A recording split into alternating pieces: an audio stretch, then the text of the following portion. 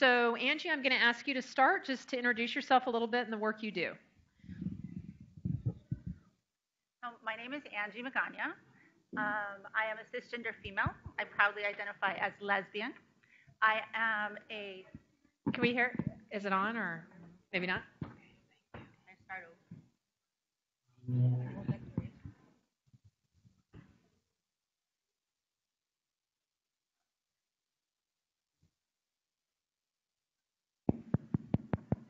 It's on now? Okay, good. Yeah. Okay, so from the top. My name is Angie Magana. I'm a cisgender female. I proudly identify as lesbian. I'm a certified nurse midwife and a women's health nurse practitioner. I currently practice at the Los Angeles LGBT Center, where my focus is gynecology and endocrinology. Right now, I'm leading the charge to revive the Audre Lorde Health Program for lesbian and bisexual women. And we've been working hard to bring that population back into the center and to spread the word and let people know that we're there for them. Okay, great. Jenny? Hello, my name is Jenny Jaque. I am the Chief of General OBGYN at USC, right like 5 blocks down the road. Up until this year, I was the Associate Residency Program Director. One of my interests is medical education and healthcare disparities. So I'm here to address my experience with healthcare disparities among my lesbian patients. Hi, my name is Valerie Richards. I'm a social worker at the LA LGBT Center. I started there 4 months ago in senior services, and I identify as an ally, an African American ally, and I just wanted to also say that in addition to working with seniors, my area of interest include cultural competence and bereavement, loss, grief, and bereavement. Good afternoon, Valerie Wagner. I'm the Operations Director for APLA Health and Wellness, which is a relatively new FQHC in South Los Angeles with 5 locations. I do identify as a lesbian, and I'm here because we are actually in the process now of starting a lesbian and bisexual women's health program.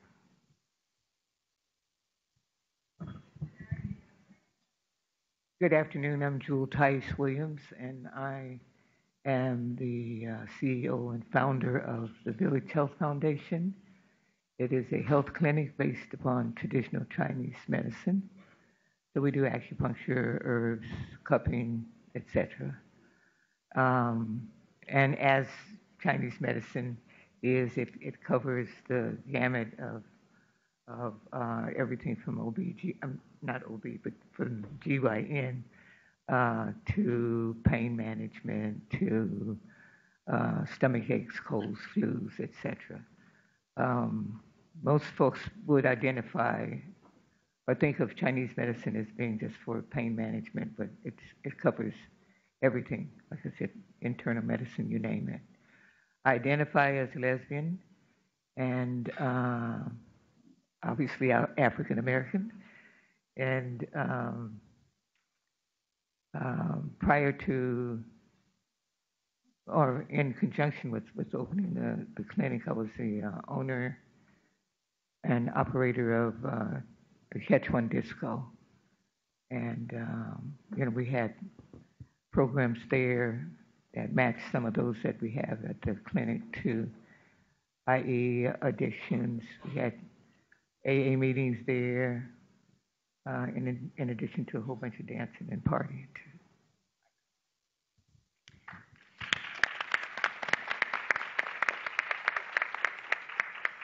And Amanda's joined us, so would you like to introduce yourself, Amanda? My name is Amanda de la Cerda. I'm a second-year medical student at UCLA. I also identify as lesbian, as many people here on this panel do. I am a non-traditional medical student, so I'm married. I have a 18-month-old son. My wife and I are very happy. I think I really want to pursue women's health. Not sure what capacity yet, but I know that there's definitely been injustices that I've gone through as a lesbian in the healthcare industry, and I really hope to start addressing some of those care gaps. Great. So as I said, I had a few questions just to get us started, and then we'll take questions from the audience. So one of the things that you discussed with me in phone calls was particularly experiences with adolescent lesbian and bisexual women. So from your experiences, what should we in the healthcare system really think about with these patients and focus on? Who wants to start? Valerie? Okay. I mean, I think a couple of the comments that I was going to make actually were made earlier by a couple of the speakers, but I think it's important to re-emphasize them here. Sort of lesbians in my generation, we fought really hard for the right to have labels. And labels were things that we used to identify each other, and it also sort of set the tone for how we interacted and engaged with each other. But I think younger and younger generations are starting to do away with labels, and they don't want to be sort of pigeonholed and put in a box. And I think it's important in the healthcare environment that we acknowledge labels and allow those individuals that choose to self-identify as such to do so, but that we also talk about behavior, because I believe one of the slides that Dr. Robertson put up is that, you know, there are lesbians that identify as such, but also engage in sex with men. And so unless you ask about sexual behavior, you know, who are you sexually active with, you'll never get to that information. I'll share a little story. I had two of the most life-impactful experiences with Kaiser. I've been a Kaiser member for 33 years, which is the amount of time that I've lived in Los Angeles, and one of my best experiences was with an OBGYN at Kaiser. And when I went in for my exam, she asked me, was I on birth control? I told her no. She asked, was I sexually active? And I said yes. And she said, so who are you sexually active with? I said, well, I'm only sexually active with women. And she said, that's the best form of birth control I've ever heard of. And so immediately, and this was 30 years ago. So there was, you know, we've come a long way from then, but she was sort of ahead of the curve then. I found out later that she was lesbian, but she never came out to me until much later in our medical relationship. But that sort of set a very easy tone for me to come out and be open with my provider about my sexual orientation and my sexual activity. My worst experience was also with Kaiser. I went in for an exam, and the examiner came in, he was going to do a vaginal ultrasound. So he had this long wand that he was preparing to do what you do with vaginal ultrasounds. And he also asked the question, you know, was I on birth control? Did I think I was pregnant? No, there was no reason, there was no way I could be pregnant. And he asked why? And I said, well, I'm only sexually active with women.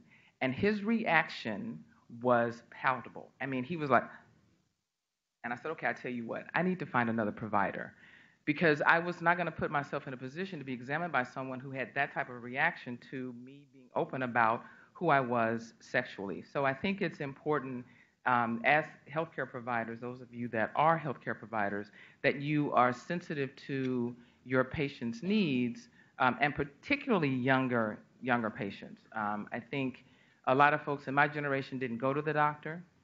We didn't think that there was a reason as lesbians that we needed to go for pap smears. We all know that there are those reasons. And so as we're trying to encourage younger people to be more socially and health, you know, sort of health-minded and sort of do preventative health instead of taking care of illness, that I think is really important that you get to know your patients. And ask open-ended questions. Don't make assumptions, because once you turn off any person from coming to see a doctor, you probably lost that person to care. I would just like to add to that, as I'm a physician that does focus a lot on adolescent health. As a gynecologist, can I just survey the crowd? How many of you are healthcare practitioners? How many of you do GYN exams? Okay. Overall, this is not a pleasant experience for any woman. And when you see a patient that is in their adolescence and you're the first contact they have into this type of medicine, you have a huge responsibility, because I couldn't agree with you more. It's not even about specific things at that point as opposed to just overall prevention. You set the tone and you set the example for what that patient is going to expect for the rest of their lives. And you can be lesbian, you can be straight, whatever, and have a really bad experience that one time, and that's it. So. Any other comments? just off of what Valerie said about asking, it's important to ask the sexual history every time, especially with our younger people, these adolescents who do identify as fluid, genderqueer, because it's different. One day it may be, I'm absolutely a lesbian and I'm never going to sleep with a man ever. And the next time you see them, that might have changed. And they're totally okay with that. And so you have to be okay with that too. And you have to make that a part of every visit to have that discussion about what is the behavior, what are you doing, who are you having sex with, what kind of sex are you having. Any other comments about adolescence? Yes. I've worked with adolescents for 14 years as a social worker, and one of the things that I would say is that I've been both with adolescents but also with seniors, and I can talk about that more, is the experiences of trauma and the fact that we often don't ask about trauma. If people disclose trauma, we often don't know how to respond to it. And I think it's important that when someone has been traumatized, as Judith Herman says, we have to bear witness to that trauma. And so it's important, I think, particularly for adolescents, but for anyone that's experienced a traumatic event, that we acknowledge it and take a moment out of our time to hear what they have to say. I want to add one other thing. So prior to med school, I was a teacher that taught 7th grade science, and talk about an awkward time. I think when I tell people that I was a 7th grade science teacher, most people's response is like, "Oh my God, that was like the worst year of my life." And I don't know if that's similar to this crowd too, but I think adolescence is a very awkward time for all people, gay, straight, whatever it may be. I think it's a very awkward time, and I think talking about sex is even more awkward even as adults. And so I think practicing that conversation, if you are a provider or front of house staff or whatever it is, like if you've never had that experience of asking someone about their sexual history, I think practicing in front of a mirror or practicing with other people at your sites may be something helpful to do, because it can be awkward. I know in med school that we do that, we practice that, because it could be very awkward, and it's a good thing to just get those words out and ask the sexual history and ask male, female, both, all of those things. So I think it's just important to understand that we probably all have a little bit of a harder time when the first time you go through that experience, especially with younger kids. And then there were 2 related questions that were submitted, so I thought I'd bring those up. So one was, what does it mean when your teenage daughter says she's androgynous and likes male clothing and hates dresses? So how, if a parent brought that up to you, sort of how would you respond? And the second is, how are you responding if youth are talking to you about concerns about the current political climate, looking at the history of some of the recently elected officials and, being concerned about what that means for them? So comments on either of those topics.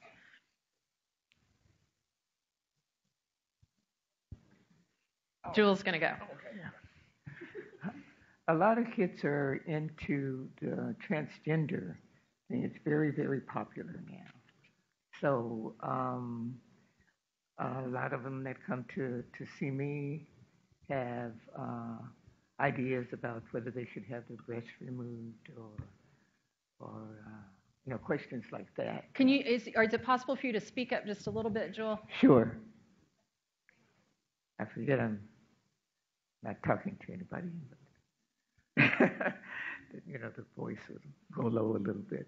But anyway, so we deal with transgenders and polysexualism, they call it too. That means that, whatever goes with the polysexual group. And with the transgenders, it's really popular now, and both for women or young girls, they grow up wanting to be like that, and I don't know. What I do with them is I listen. I try to listen to all my patients and to find out, if they're serious about it, and then recommend that they go to either the center or someplace and see a psychologist that specializes, or maybe not even specialized, but, will talk to them about it. But, sometimes it is a phase. I know it was with me personally when I was growing up, of not knowing. I grew up in the 40s, and I didn't know anything about lesbianism. And I used to put on my brother's sports jackets, but I wouldn't tell them, and I was identified as a tomboy then. And but now, like I said, it's all over television, and the kids know a lot more than we know. So I think it's imperative to be honest with them, and give them opinions as being yours. But more than that, to listen to them. And as one of the panelists said, they change often in what it is that they're thinking. It can be day to day, hour to hour. But you have to just roll with where they are then and see them at whatever stage they are in their sexual development. Yeah, I see some people nodding their heads. So are there other thoughts about that, particularly in adolescence when that issue comes up? I think when an adolescent comes and shares with you that they want to be androgynous is a little different than an adolescent coming to you and saying, I'm in the wrong gender. And I think we really need to understand that gender identity is anywhere a person says it is. It can be all over the spectrum. And I think what you do is you listen to your child and you let them tell you how they feel, and you hopefully can support them in any way that you can. And if that means allowing them to wear different clothes or cut their hair in a different way or be called a different name, hopefully you can support them in that. And if that means to you that you need to go, you're having a hard time with this, your child understands it. Usually it's the parent that's having the hard time. The parent can go get counseling, can go get therapy. There's lots of groups. If this child then says, I'm not androgynous, I am in the wrong gender, there at Children's Hospital has an amazing program, transgender health program. The center has an amazing program for transgender health where we see over 18, they see under 18. But take it seriously. It's not a phase. It's something that your child is experiencing and needs your support in. I agree with you. I also support what you said. One of the patients that I had the privilege of working with at CHLA was this little girl that wanted to transition to a little boy, and her parents brought her in. At that time, we had all of her care under a little girl. And then one day they came to our practice and said, and I'm going to try to sort of quote them, paraphrase, but her father, he kept addressing her as her. We've noticed that her attitude has changed. We're worried that she's actually suicidal. And we're here to do whatever it takes to make sure that our child is safe. And I walked away. It was a different experience that we had from other patients, it's sad to say. But Children's Hospital is a great place. They have all these resources in place to help families, the patient and the family. But we were able to see a transformation in the patient because the patient felt so supported by her parents, and honestly, to see the father be so supportive, I think made a huge difference for our patient and the patient's outcome. Other comments on that? No, I think one of the things I took away from Dr. Robertson's talk was, for patients who respond to sort of data and research, how important the acceptance is. And if you want to do the right thing for your child and have your child do well in the future, the importance of acceptance. I thought that was terrific. And then in terms of the political climate, have you all had comments or questions from youth, and how have you responded? Can I go back? Yes, go ahead. I volunteer at Teen Line. And we get lots of calls all the time from teenagers around the country, but text and emails from folks around the world that are having such struggles around their identity and worries and concerns about talking to their friends and to their parents. And I think that the one thing that's so good about Teen Line is that the teenagers accept the teens as they are and deal with the questions that they have. And so I just wanted to mention that because I think that although I've worked with teens for a long time, I've been really surprised at how much teens are struggling right now, and so fearful about how their parents are going to respond to what they're thinking and feeling, and feeling like they have no place to turn.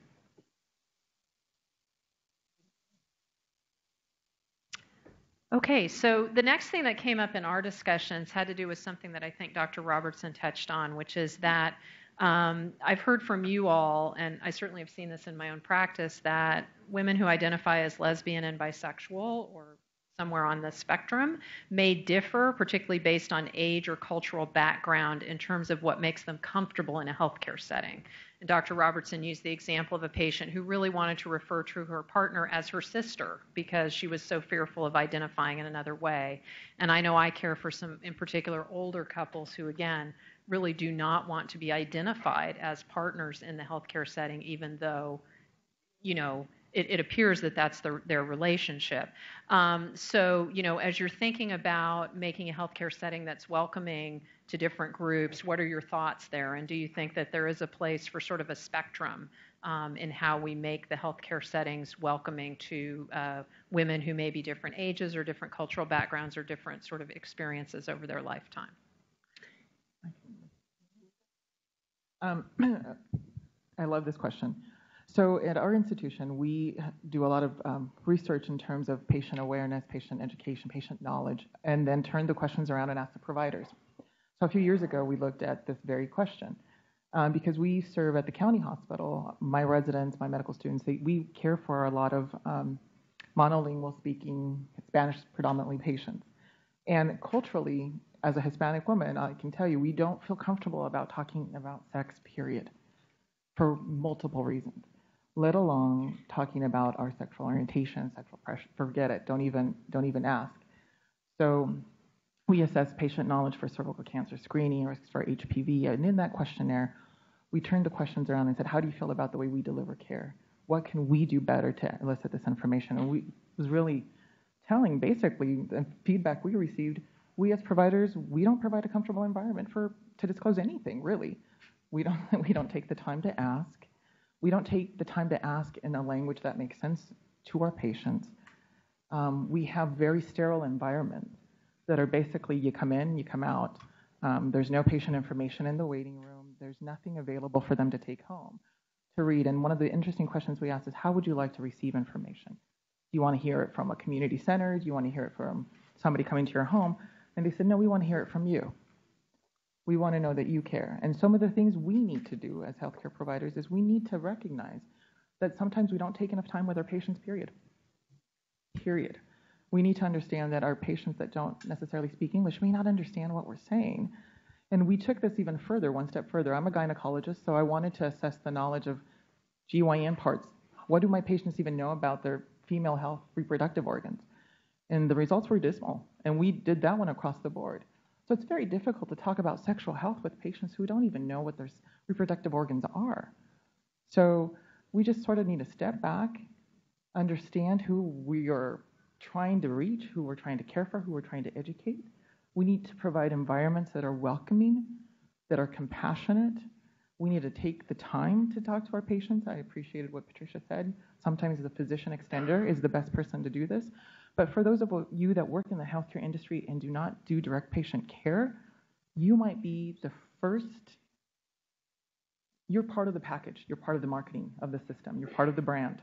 So if my clerk doesn't treat my patients with respect, they're not going to want to come in and to be seen by me. If my nurse doesn't do a good job of doing a patient assessment, patient intake, the patient might as well go home. They're not going to be receptive to what I have to provide. So as a community, we need to pay attention to what we're doing and how we're treating people and treating our patients. Other comments on maybe differences in what might be welcoming for some compared to others? Yeah, I mean, I think it's the key is to ask your patients what is welcoming to them. Like I said, we're getting ready to start a lesbian and bisexual women's health program. And the first thing that we're going to do is to go to the community and ask the community, what services can we provide? what would get you in our doors to access those services? You know, how do you want to be treated once you come into our doors? I think also as providers, or at least individuals who work in healthcare facilities, we have to recognize that sometimes we may not be the best place for that particular patient, and be willing to transfer a patient to a place where they can receive the services that they need. And it's not because we don't want to provide them, we just may not be the best qualified. We cannot be all things to all people. And I think it's okay sometimes to say to a patient, well, you know, while I recognize you have specific health needs, unfortunately, we can't provide those needs here. However, I can send you to this location, and they can actually access and take care of your needs better. It's okay to, you know, to not be able to provide a service. As long as you're open and honest with patients, I think they'll understand and hear that. Other comments related to that? So I have a couple of thoughts connected to what you just said, Valerie. I talked to a 55-year-old lesbian woman who called on the phone and said she was looking for housing. But what she said was she was told by the organization that she had been with earlier in the day that she needed to come to us because of her sexual orientation. And I didn't say anything at the time, but when she came in the next day, after we got through the business around the housing, I said, could you tell me again what they said to you? And she said that because of the way I was, that I needed to go to the LGBT center. And I, of course, didn't use that neutral tone. I said, did they say that to you? Because to me, it sounded offensive on the phone, and it sounded even more offensive as I was looking into her face. And so I think that when we make the referrals, it's important to think about how we make those referrals so that people aren't further marginalized and shamed. I also just wanted to add a couple of things. I'm a little bit of a nerd, so I brought up some notes. When you're thinking about older people, older lesbian or bisexual women, we're thinking about the oldest group, which was born between 1901 and 1924. We're thinking about the silent group that were born between 1925 and 45. And then you're thinking about the baby boomers who were born between 46 and technically 64. But at the LGBT Center, we serve people that are 50. And so we're talking 66. That's a huge range of life experiences, many of whom, there's a woman that lives at Triangle Square who's a Latina that was jailed several times for masquerading as a man in the 40s and 50s. So when you think about those issues, when you think about the experiences, particularly of our older seniors, there have been laws. We're thinking about the DSM having homosexuality as a pathology until 1973. There are laws in our states and in our country. And plus you have the discrimination that takes place on a daily basis. One of the, I was over there for Thanksgiving serving the seniors, and one of the lesbians said she came out of Triangle Square and somebody yelled faggot nigger to her, and she was so upset. So although we comfort ourselves by thinking of ourselves as a blue state, there's a lot of hatred, hate crimes, homophobia, sexism, misogyny, and I'm not even talking about Donald Trump. I'm just talking about in general. That happens here. And I think the thing that has surprised me as an ally, and I just want to be really, take this moment to say, I was hesitant about coming on the panel because I've only been at the center for 4 months. But I wanted to come and be on the panel because as an ally, I'm very concerned about the ways in which my seniors, and they are my seniors, are being treated.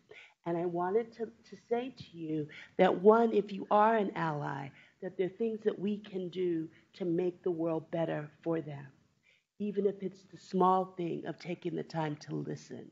And so I think that this piece around knowing who your seniors are, or knowing who your clients are, but particularly the seniors that I've talked to don't want to be, they don't use the word queer because of the way queer was used when they were coming out. So if it's a younger person, they might use the word queer, but my seniors would not be comfortable with that term.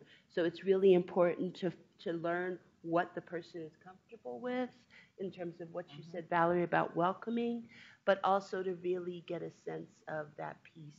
Sorry for taking a little bit longer, but I wanted to make sure that I put that part out. No, that's terrific. And there were two related questions that I thought you might be able to address. So one was culturally appropriate translations in other languages, Spanish as well as others. And from the work in our pilot, what we learned is that some women would say that within their language, even when people were trying to be open, sometimes there weren't words. So are there resources for that, any of the panelists? I worked at Children's. Children's has interpreters, and I love that. I mean, I grew up expecting that we would have interpreters. I also used the language line with AT&T, and PALS for Health also helps with API languages, and so those are the resources that I try to draw upon. Yeah, I think that's pretty much universal among most healthcare. I'm looking at our administrator who's nodding. At USC where I work, have those services available. Again, I encourage all the healthcare providers to use them and don't feel that you're just, you're so fluent, you may not be. I can tell you from firsthand experience, I walk into many rooms with a fluent Spanish speaker and I walk out like this. So, take the time to actually use the services. They're there for a reason, and it's really it's about the patient at the end of the day, really. Are there any written or sort of online resources? So if you are someone that may use Spanish in a healthcare setting, because I can say I agree with you about the interpreter. I also have some patients that want to talk to me, directly in a language that I may be fairly fluent in. Mm-hmm. Are there resources in terms of sort of the language or written resources in other languages that you would point to? So I can only speak to USC. We're actually working on that initiative in my department because we see this as an issue and we see this as a need. I have residents that are very much interested in the whole, again, patient education in delivering information in a culturally sensitive and language appropriate manner. I guess I would challenge people that are in similar positions to maybe do the same. You're right, though, that there are words that don't translate. I worked with a Farsi family where some of the words didn't. We used staff members to help. I would say one other thing, though, and as an English-speaking person, when you're talking medicine, it doesn't matter because it all sounds like gobbledygook, especially when you're anxious. So it's really important to have it explained in a language, in a manner that you understand, because once you can see the glaze in people's eyes when you start, I call it the mother space, when you start talking about things and you talking about their child being injured or having cancer or a blood disorder, that part is like we have to stop and make sure that let them catch up emotionally with what we're saying. And so related to communication, we had a question, and this says especially young people. So when you're talking to someone who does identify as gender nonconforming or gender queer, how do you sort of approach that verbally? How would you open that conversation, and how would you talk with that person when you haven't yet had them sort of mirror back what their preferred pronouns might be, as an example? I think the only way to have that conversation is to ask. So I see that on this intake form or somewhere you said genderqueer. Tell me, what does genderqueer mean to you? Would you like me to use pronouns? Would you like to use he, she, they? Is there some other way that you'd like to be addressed? It's always about having that conversation and letting that person lead you down that road, because genderqueer might mean something different to them than it means to my preconceived notion or what I think of genderqueer is. So it's about letting them explain it to me. Yeah, I think going off of that, I think just starting off that conversation with those types of questions is automatically will relay to the patient that that's a safe space and that they know that there may be some confusion, and they want to, as a provider, you want to make sure that, there isn't confusion. And I think that that's really important to just open that line of conversation and have that dialogue, because I think the patient will respond well to that.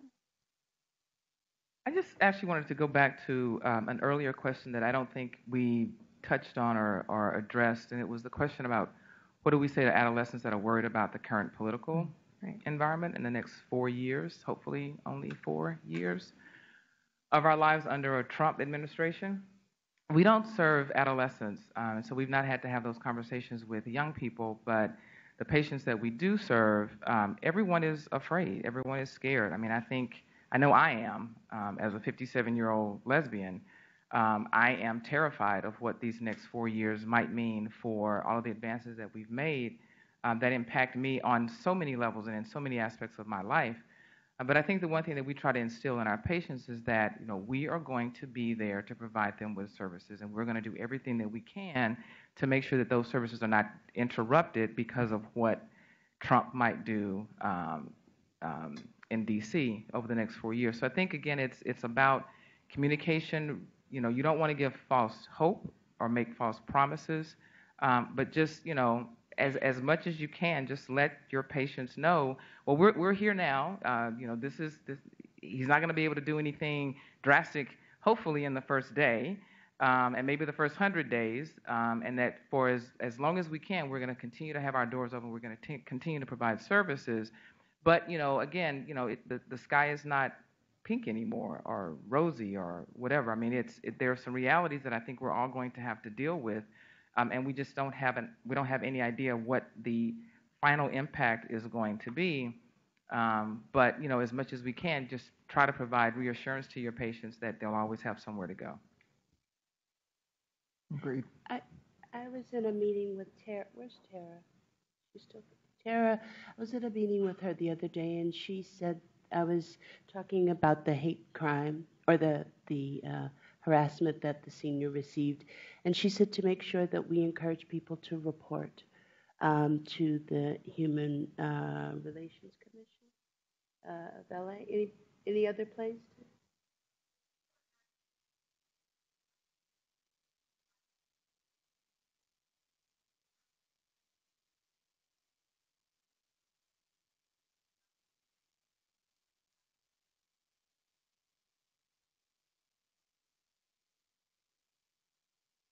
So just to repeat, so you're saying that for those of us who might encounter that in a healthcare setting, which is often where it would present, that we should consider a referral to the LGBT center where they could be assisted in reporting. Is that great?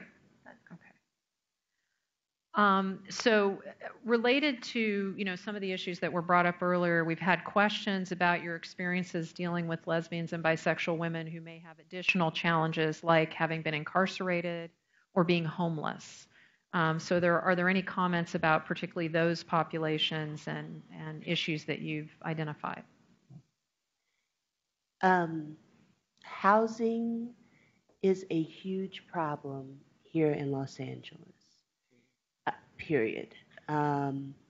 It is frustrating to help someone fill out an application only to be told that the waiting list is 2 or 3 years for them.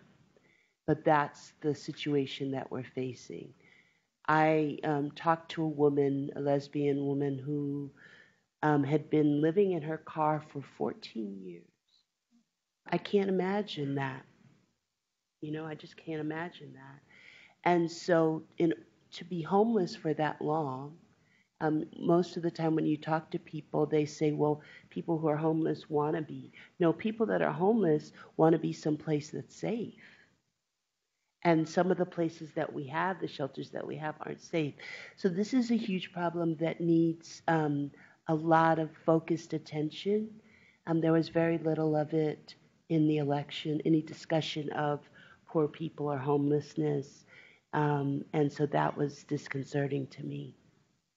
Do you think that the bond measure that we approved in Los Angeles County, has there been a thought about how this will be focused on lesbians and bisexual women or the LGBT community in general?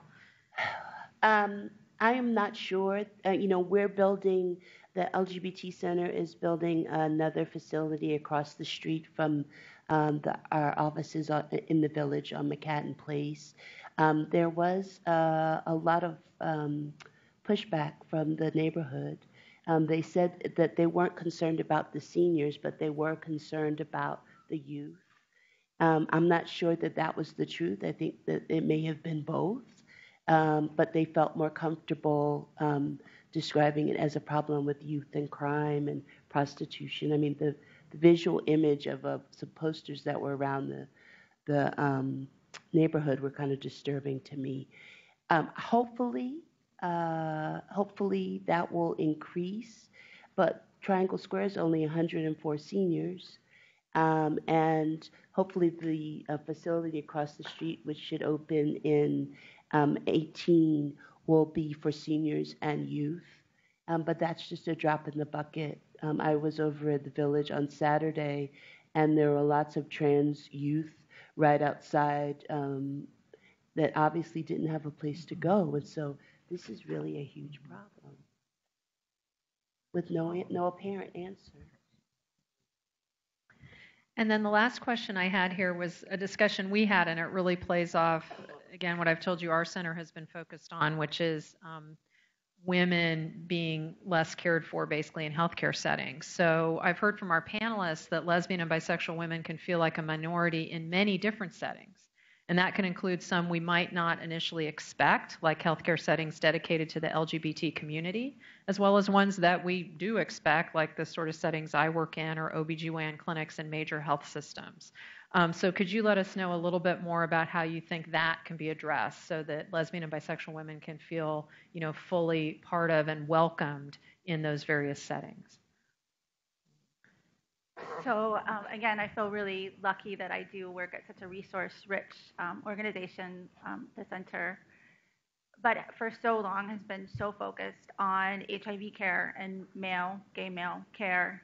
It wasn't until I walked through the doors with new eyes and saw what somebody coming in for the first time would see, posters of half-naked men all over, magazines that advertise just to men, all through the front lobby, most of the staff, men. So it takes a fresh eye to really step back and look at that and say, wow, there's absolutely nothing that makes me feel comfortable, nothing that makes me feel welcome here, nothing that is inclusive. So we've really made a big push to make some changes to like our front office staff, including more females and people who identify as lesbian, bisexual, sexual minority. But it's a concerted, on-purpose effort that you have to do. So we're struggling with that. And again, we're the LGBT center, so we should be leading the way. And unfortunately, we were not, but we're really making efforts to do that. I think from a healthcare, from the MD side of things, we don't spend enough time incorporating LGBT health in our curriculum, and this is an area that I hope in the future will change, at least in the Southern California. I'll speak to my institution, Southern California, because I know Northern California, kind of they're the leaders and they have Center of Excellence in this area. So as a physician, I also ask my patients, and I ask you in the audience to please, we have to work to become more comfortable talking about who we are, and when we are in an opportunity to exchange medical information with your healthcare provider.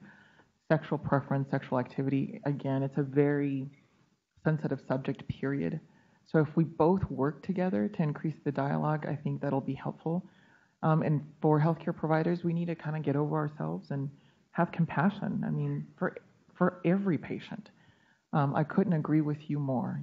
This is something you have to step back and be intentional about looking at your front office staff, looking at the information you give your patients, making sure you have a culturally diverse team of healthcare providers. in order to be a place where people just feel welcome to be, period.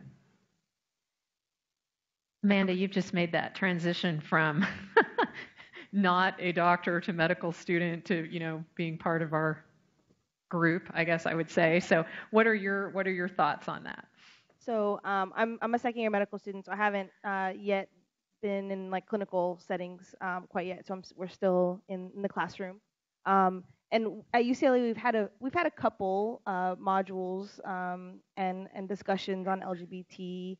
I wouldn't even say health. It's more of how to speak to LGBT patients. So this past week we had a transgender panel, which was great, and we had them speak to their experiences in healthcare settings and just ways to make that environment much more friendly. But we actually haven't really talked much about like health care and like health for these populations. So I think that's definitely something that needs to be transformed, and about things like lesbians still needing pap smears. I mean, it has come up. Dr. Pregler's given some lectures, and that definitely comes up in lectures where our professors actively work with these populations, but otherwise it's not an intentional thing, and I think it needs to start being so.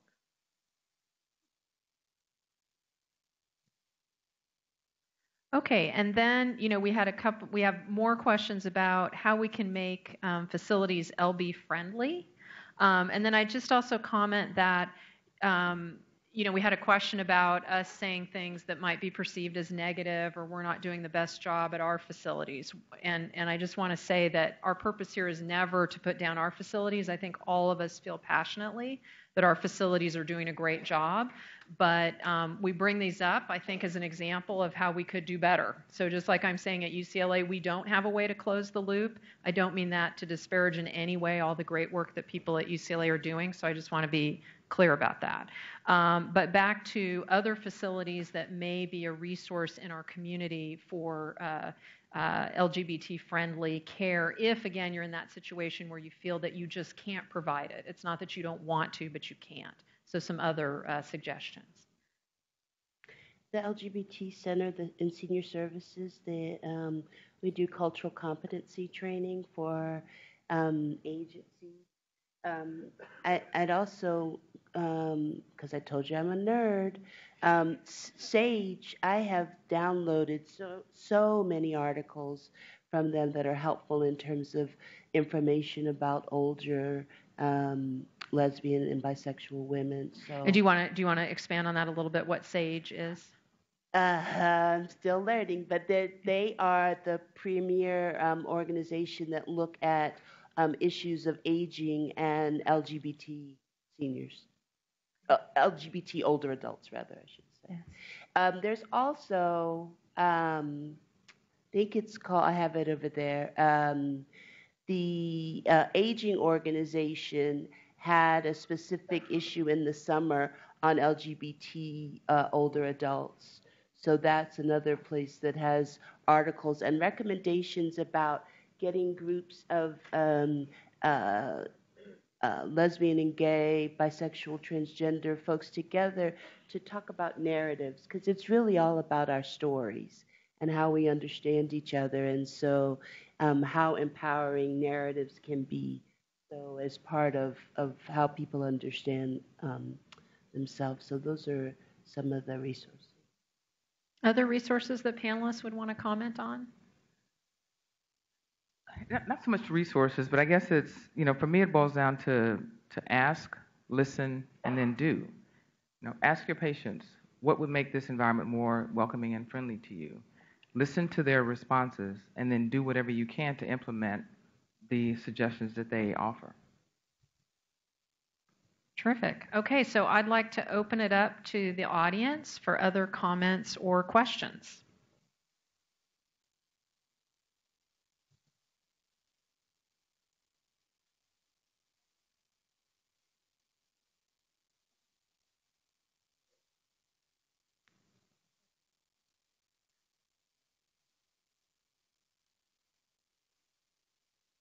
Why is there why is there not a lot of advertisement about what resources are available to the LGBT community and what is being done to get that information out into communities? Okay, so the question about, you're feeling that you're not seeing this prominently not really being out there. Advertised. Yeah. Well, I can say it's really hard to figure out where to advertise is the biggest thing. What we've done with the Audre Lorde Health Program is we go to community events, things like Dyke Day. We have tables. We have a table out there today with an example of what we do, and we engage people in safer sex toys and things like that. We have water-based lube, we have dental dams, and we do little demonstrations since most people have never even seen one. So we get people engaged in that way, and then we say, oh, and by the way, we also offer full spectrum healthcare at the center. And people are almost always like, what? I didn't know that. That's where you go to get STI testing or treatment, or that's where my friend gets his HIV care. So that's what we've figured out to do, is just to go out into the community and go to events where we know that these women are, because it's really hard, because we're such a diverse population. It's not like you can go to the yellow pages and pick somebody. So it's challenging. It's really, that is a big, one of our biggest challenges. Yeah, this is one of the partnerships we've had with LA County, just because of the idea that LA County is so huge that on any topic, right, it's so hard to get the word out to providers. It's very difficult. But if you have any ideas, like how we can collaborate and reach more people, love to talk.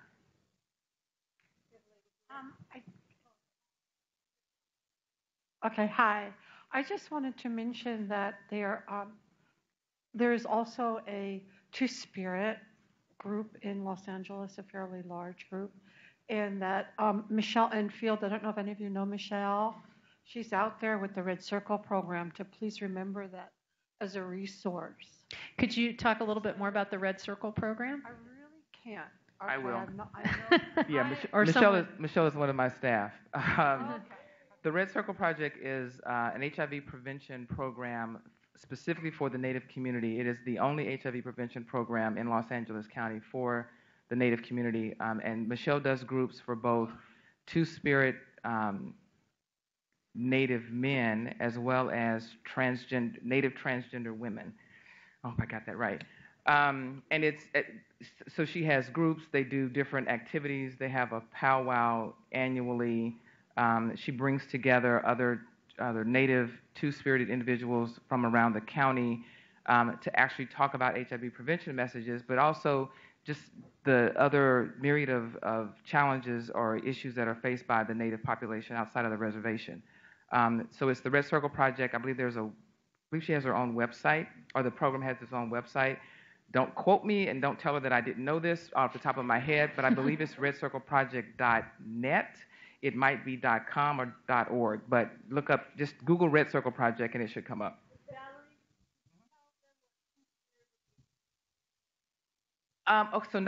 Being partially Native American, but basically Two-Spirit is an individual that basically embodies both male and female. We actually are all Two-Spirited. We don't necessarily all sort of connect with that. But it's one of the most revered. So lesbian, gay, bisexual, and transgender people in the Native community, and if there are any Native individuals in the room, please correct me if I'm wrong, tend to be the most revered members of the tribe, because they both embody the male energy and female energy, and they are proud and out about that. And so it's another label, if you will, in what I call the alphabet soup. And that's not to demean it or minimize it, but again, it's just another way, particularly that the Native community identifies. They don't necessarily use terms lesbian, gay, bisexual, and transgender, but they do use Two-Spirit. They're usually the heads of the tribes, too, the chiefs of the tribes, and for sure, most often they are the medicine carriers. Hello. Hi. Thank you. Okay, sure. Being that suicide is such a huge issue, and I've seen statistics of 41% of LGBT individuals reporting attempted suicide. How do you think that can be addressed in primary care settings and non-mental health settings?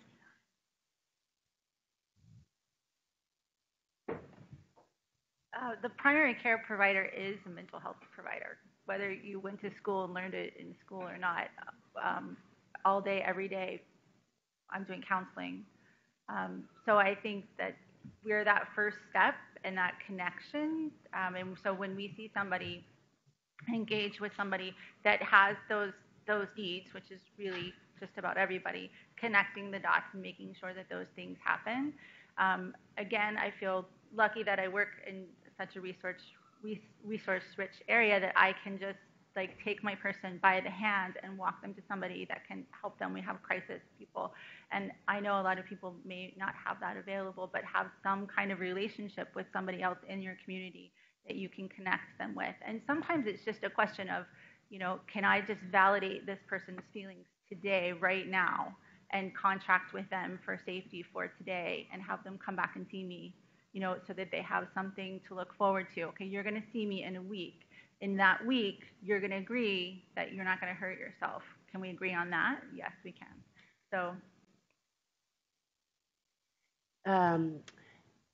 that is a huge issue.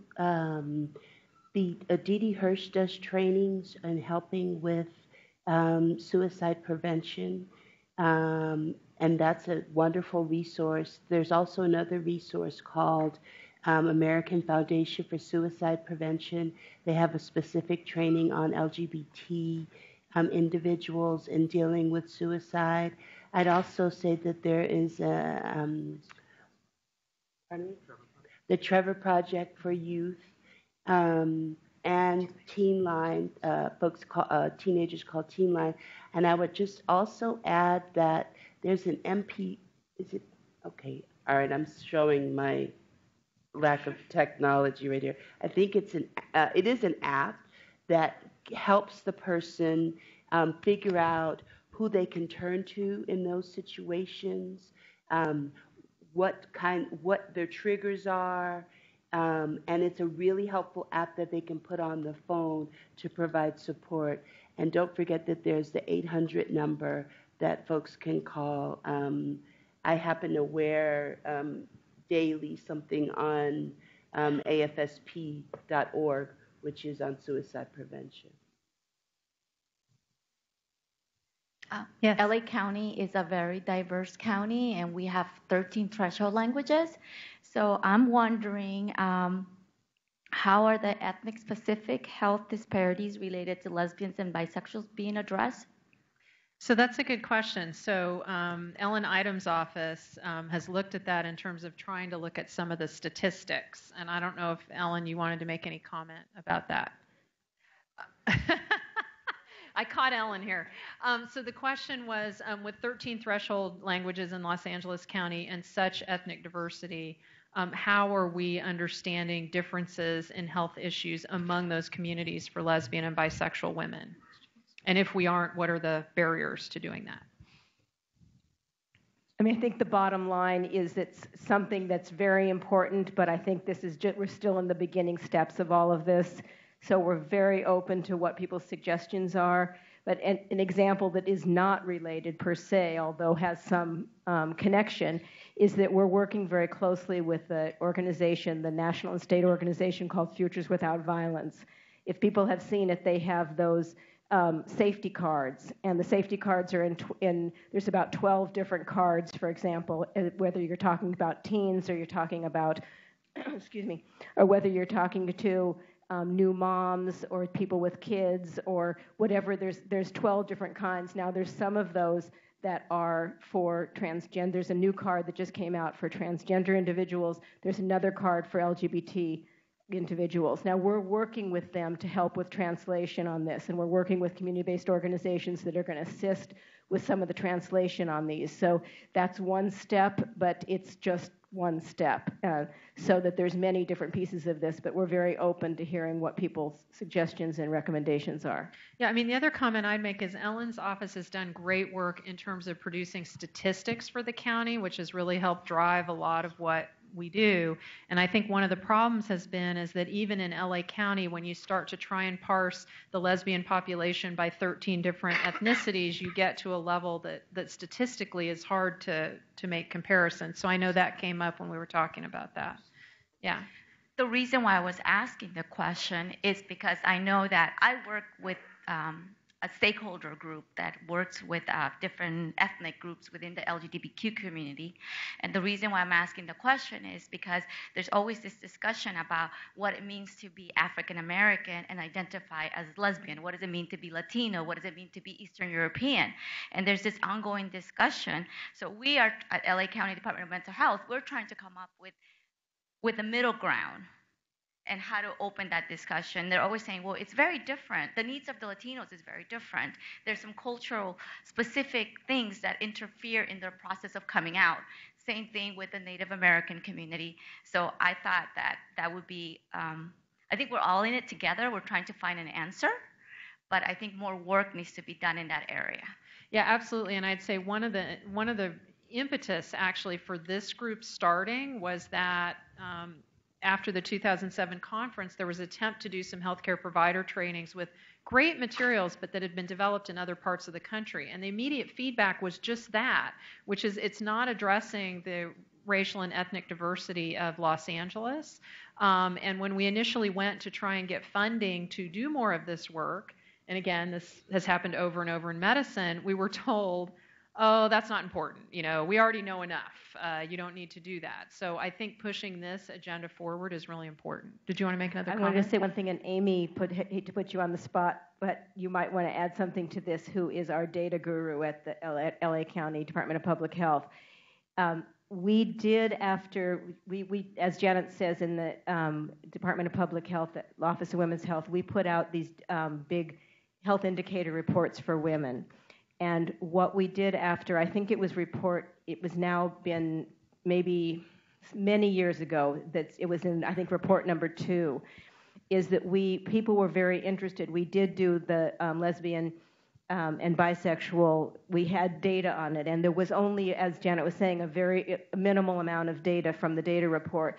But we worked with UCLA, with Vicki Mays and her group, and they had done a follow-back study on really calling back all of those women and getting far more detail. So that is in our data report, but it's now old data, unfortunately. But it is something that is, as Janet's saying, is you take a population and then you have to dig much deeper. Amy, do you want to say anything else? You stole my thunder, Ellen. No, as Dr. Pregler is saying, that the numbers do get very small, as much as, I think Dr. Robertson was saying earlier that, or somebody was saying earlier, one of our presenters, that even though it's 1% of the country or whatever, forgot the exact numbers, unfortunately, but, that's a good number of people. However, the numbers get small in Los Angeles County. And part of the challenge, too, is I would love to do more of a survey of the LGBTQ population, but then how do we find them in the county, kind of thing.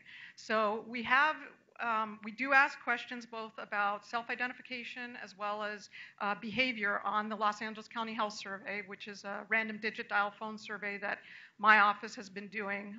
As Ellen said, I'm with the Department of Public Health and the Office of Health Assessment and Epidemiology. So we've been doing the survey since 1997. We just finished in 2015 our 7th iteration of it. So we have tried to look at some of the data. The other thing to do is to combine some of the years of the data in order to make it more robust. So that, and as Ellen said, we provided some data for the Women's Health Report of a couple of years ago. So we're still looking into it and still trying to see if we can parse out information about the LGBTQ population. Great. Yeah, and that was the focus group work that Sue was referring to that was actually funded by our Iris Cantor board because several funders again turned us down because they said it wasn't a priority, unfortunately. Yes. Sorry. I recently went to an EDGI conference. Probably some people went also at the Skirball Center on November 18th, and I thought it was excellent. They had the panel up there of parents, what they went through when they're it was very touching and really taught me like how to, what they're going through also. And there was even a parent who was a minister, and all those years that when he had when youth had come to him and to come out, he told them, it was like a death sentence because he didn't, his Christianity religion didn't believe in it. And when his son came out to him, he totally changed and realized what he had done, that there was no resources. But I know Penny Lane, I think, sponsored it, if I'm not mistaken, and they had so many resources there. The panel, I mean, it was very, very good, and they had all kinds of parents come up there with, and there was a great, I was looking right now, it's called ourfamily.com. It's for Spanish-speaking families. There was an excellent documentary that they played. It was called The Song of the Hummingbird, and about Latino families, about when their children came out to them, and it was really well done, and really, parents were talking about their feelings, and so I know that a lot of work does need to be done with the Latino community also, and not just that, but I think just accepting your children, or as parents, especially with the political atmosphere that was going on, I think we have to teach our children to listen to what we're saying, how we're talking about these issues, and they're also saying it to their classmates, and discriminating from what they hear from us. And I think we really have to take responsibility and be, and change our hearts to, to accept and teach hate. I mean, teach love, not hate. Which we've been hearing a lot about. No, that's absolutely, and it sounds like that was some great work with the Latino community. I can't dodge this because somebody keeps writing it down and sending it up, but we didn't have full information. So is there anyone in the audience that knows what's happening right now in LA County in terms of, or LAUSD in terms of the school-based health centers? And I had to say we didn't know that. So does anybody know of any initiatives with that group? Yes. Okay, microphone's coming. Behind you. Yeah. So let's get the microphone to you because it seems like it's a pressing question. Yeah, so I think the question just is what efforts are being made? I know there are several school-based health centers throughout LAUSD, I think 14. Someone can correct me. I work for UMA Community Clinic. We're in South LA. Fremont High School, we have a school-based health center there with a student side that's separate from the community side, although we do full community care. The student health centers do a lot of sexual health care, and usually the providers, I've worked in 2 of them in LA County, and the providers are really well trained in gender-neutral language when we talk about partners, and it's something that we know that affects our students. And everybody can enroll in the Family Pact program. So for STD testing, birth control, and confidential teen services, they can enroll in services that's separate from the health insurance from their families. That's a concern. Great. Yes. Hi, I'm Bria. I'm a therapist. But I have a question for you guys, and you mentioned this in the beginning of the panel. You shared some of your experiences dealing with traumatic experiences going to a doctor. I have a family member who actually was raped, and I asked her, I tried 2 days it took me to get her to go to the doctor, to get seen after the incident that happened. And I finally convinced her to go. And unfortunately, she doesn't live in California. So I'm telling her it's safe. You can go there. They're gonna hear you. They're gonna trust you, and you will be heard. And she went to the doctor. They did a rape kit. They examined her, and they even had the police there. And they told her that she was not raped and she was lying. They didn't take the report. They didn't take the rape kit, and they contacted her father and let him know that she was lying about the rape that happened. And the only reason why she reached out to me is because I'm in California, because I'm in a place where it's acceptable. And here I am sending her to healthcare where she's supposed to be, under confidentiality, supposed to be, really taken care of. And now she's traumatized, doesn't want to see a doctor, doesn't want to go to a therapist, doesn't want to do anything, because of her experience. And I know you guys all are in California, but it's like, how, as clinicians, do we re-engage clients who have been traumatized from something like this, in our communities?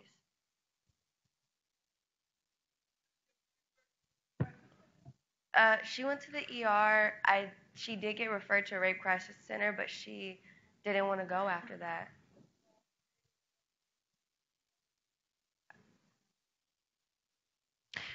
Oh, Illinois.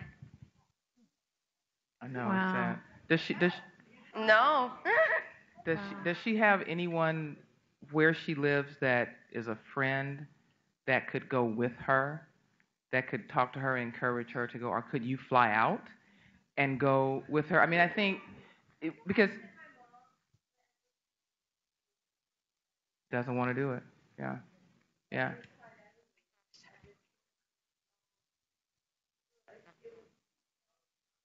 Mm-hmm.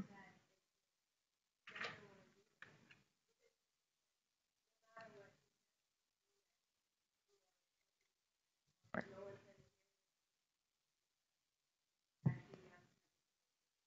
Oh.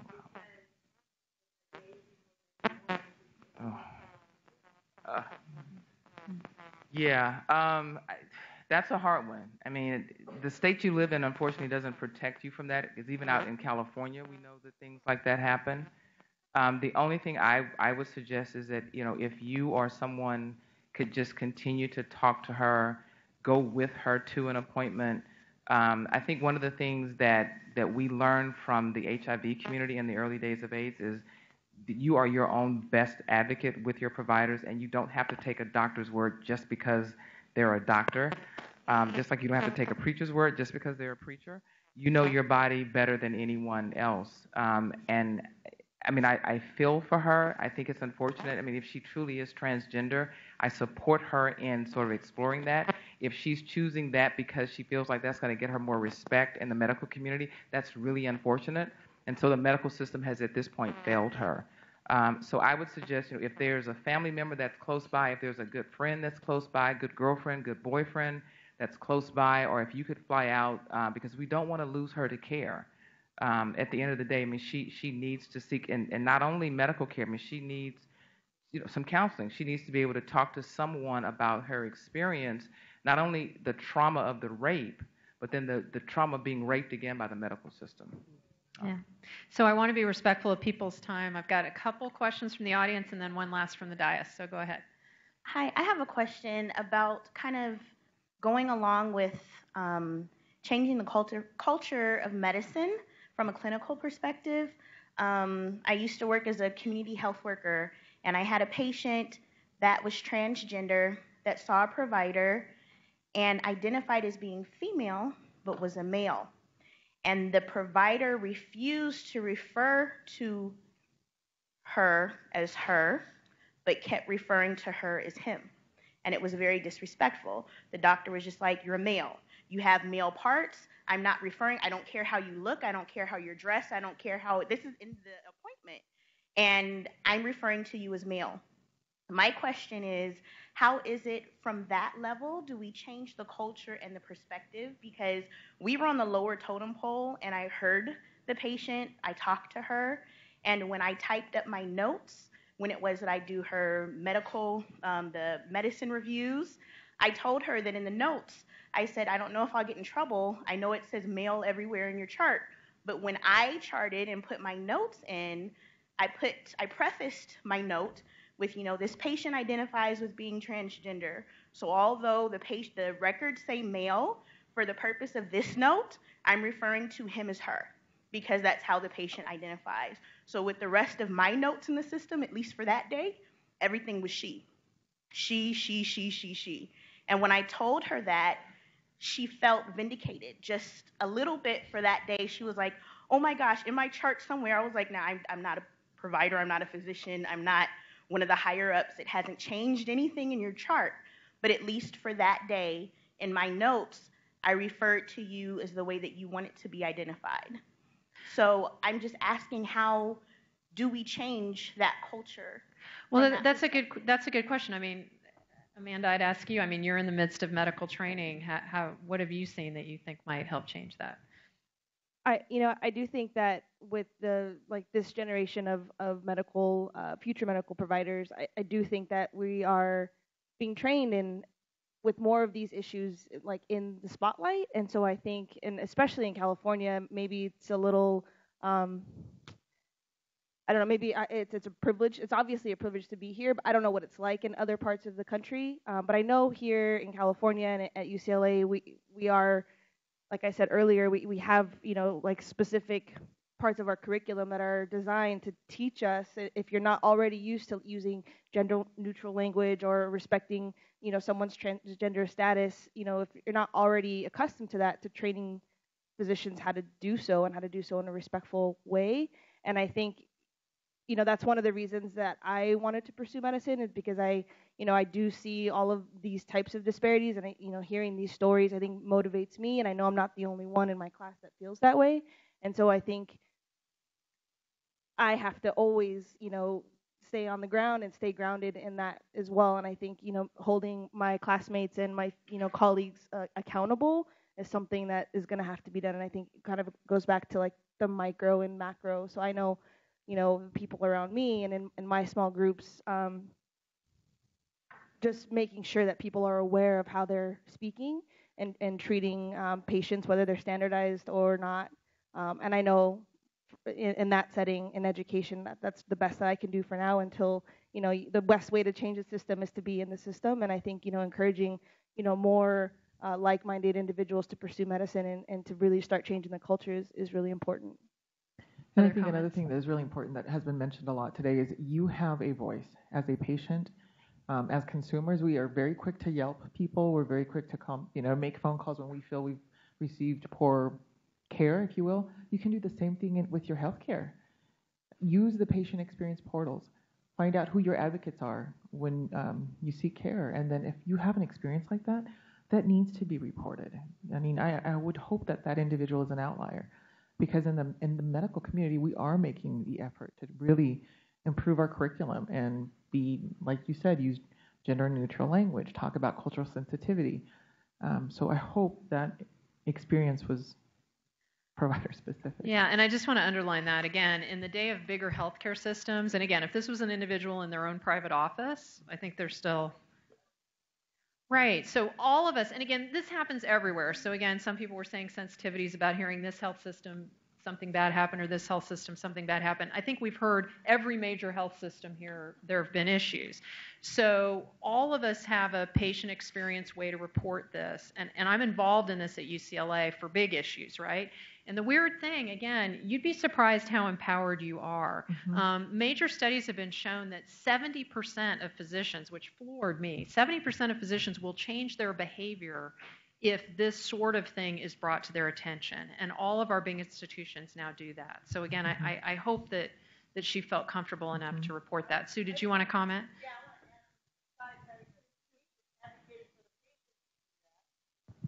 Is you as an employee can tell your superior that the quality that you just learned from a patient is not at the level that it should be. And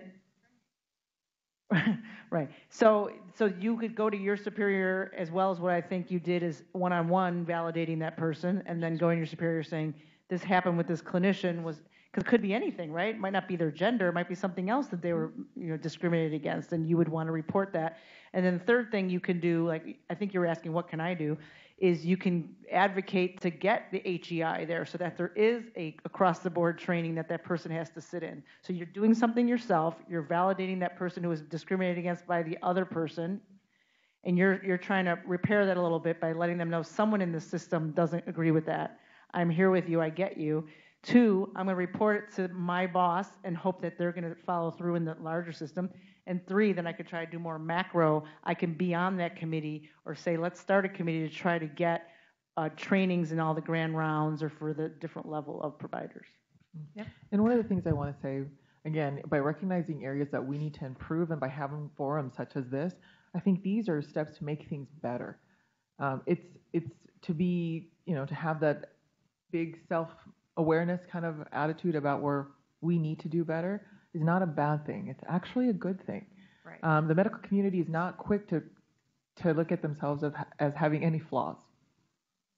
So I think it's a good, to be honest with you, I think it's great. That said, I'm going to close that loop again. As someone who reviews patient complaints on a daily basis, we do take it very seriously. We take it very seriously. So encourage patients to speak up. And like you said, if you saw that, please speak up. Right. The other group that is going to be very receptive to those complaints and concerns for our patients who have insurance is the insurer. So if they've got their Blue Cross, they call Blue Cross and say, look, this provider who's on your list did this. There will be repercussions for the provider. Yeah. Yes. Hi, I'm going back to the question about the school-based clinics. So I'm from Harvard-UCLA Department of Family Medicine, and we run a clinic at Gardena High School, which is just down the 110. We only serve the students of the school. We don't see anyone in the community, so it's a safe space for them. And we're able to provide medical care, but also mental health services there. And we have quite a few LGBTQ questioning students who we're able to give kind of wraparound services for. Okay, so it sounds like we've had good experiences with the school-based clinics. Terrific.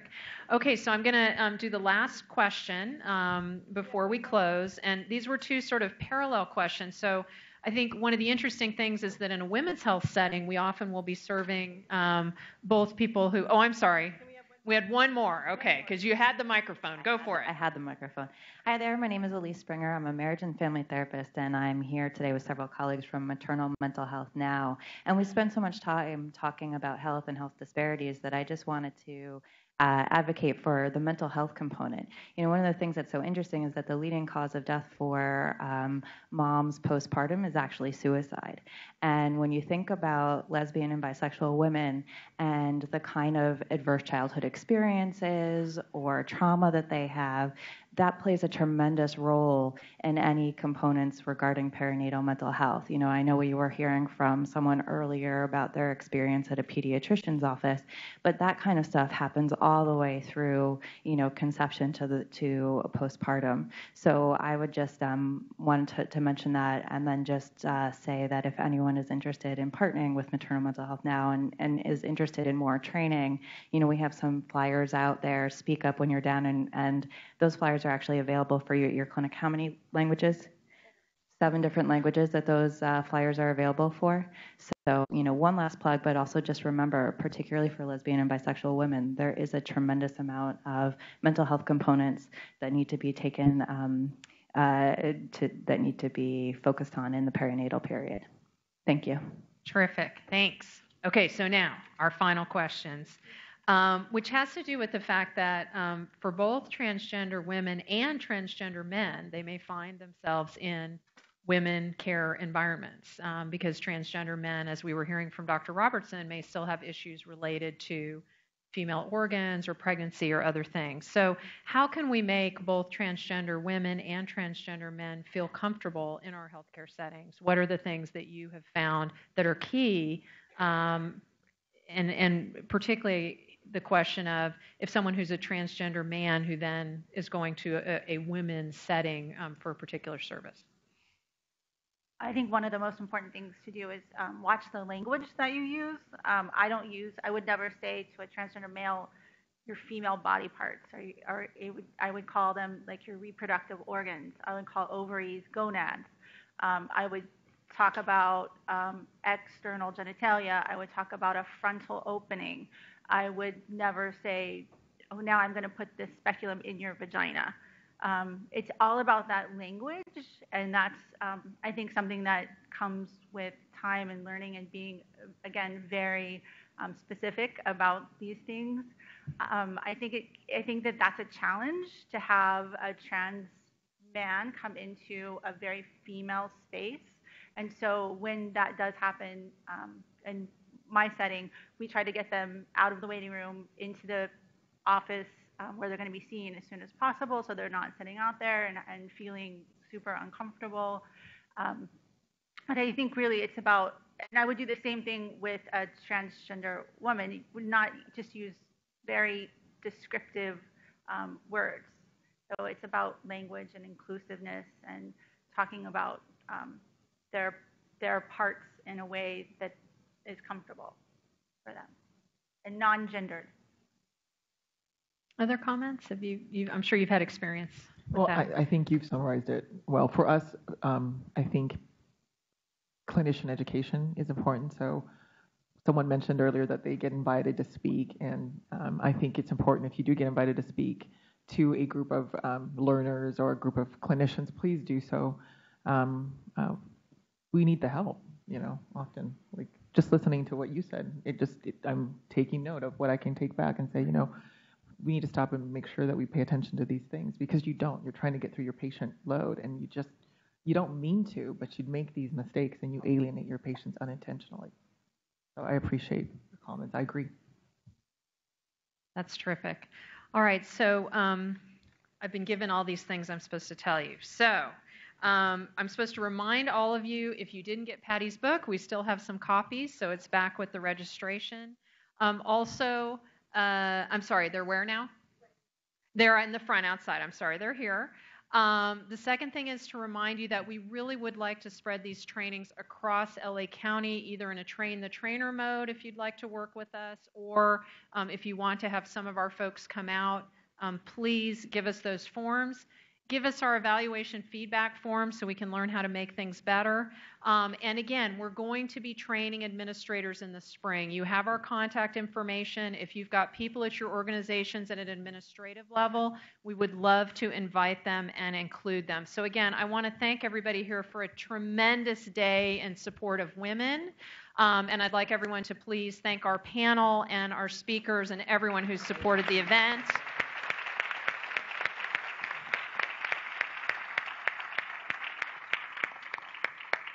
Finally, I really want to thank Julie Friedman, Karen Singh, and all the volunteers who made this possible.